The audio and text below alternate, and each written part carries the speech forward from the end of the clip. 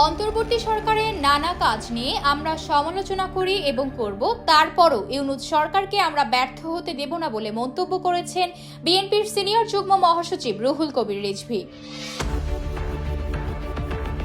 শনিবার জাতীয় প্রেস ক্লাবের জহুর হোসেন চৌধুরী মিলনায়তনে অনুষ্ঠিত একটি গ্রন্থের প্রকাশনা উৎসবে প্রধান অতিথির বক্তব্যে তিনি এসব কথা বলেন।